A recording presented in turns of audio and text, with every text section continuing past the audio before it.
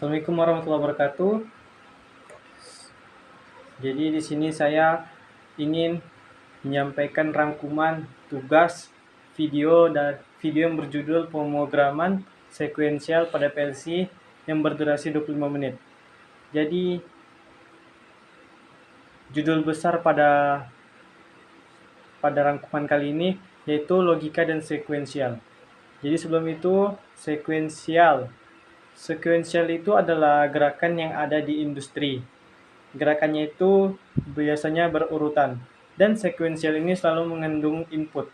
Mengapa saya meletakkan logika pada awal tadi, logika dan sekuensial pada judul besar? Karena dalam sekuensial membutuhkan input, dan input itu membutuhkan logika-logika tertentu.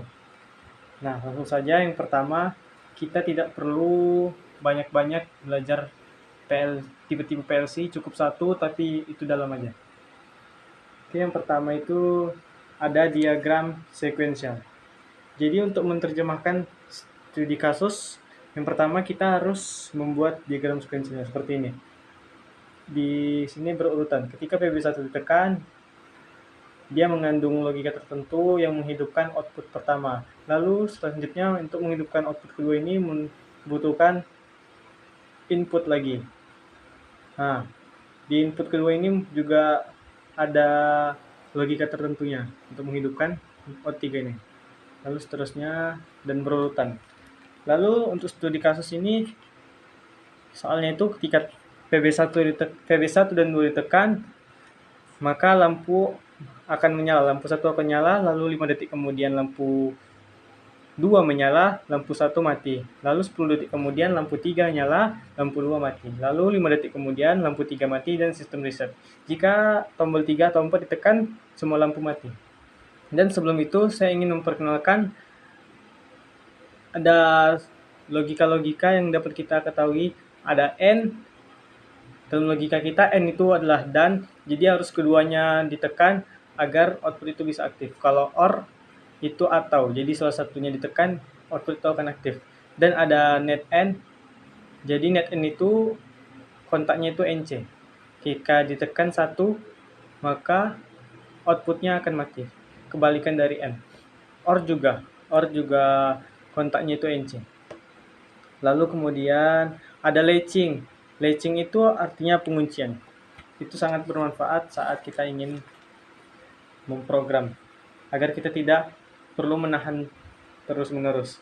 Oke, yang pertama, seperti soal tadi, kita membuat diagram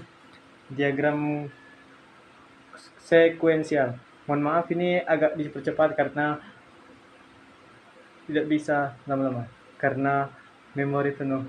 PB1 dan 2 ditekan, timer menghitung 5 detik, lampu 1 on, lalu ketika timer ini aktif, dia menghidupkan lampu 2, lampu 1 mati, lalu timer menghitung lagi 10 detik, lalu timer ini menghidupkan lampu 3, lampu 2 mati, baru dia menghidupkan timer lagi selama 5 detik, dan kontak timer 2 aktif, dan mereset semuanya.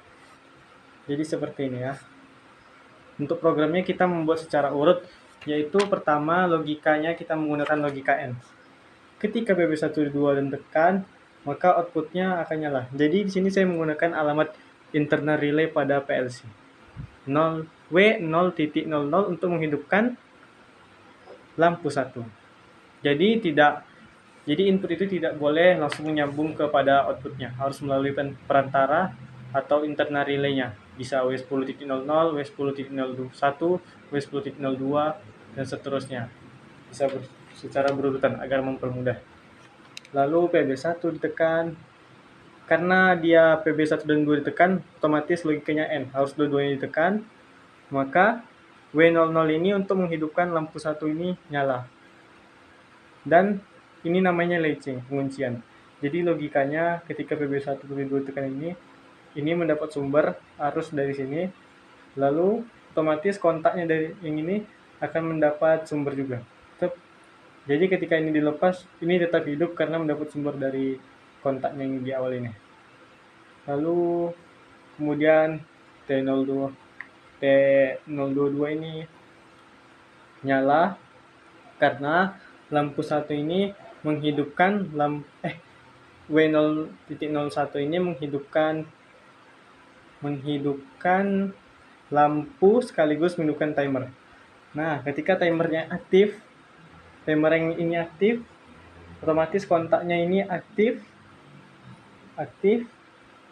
dan W00 ini otomatis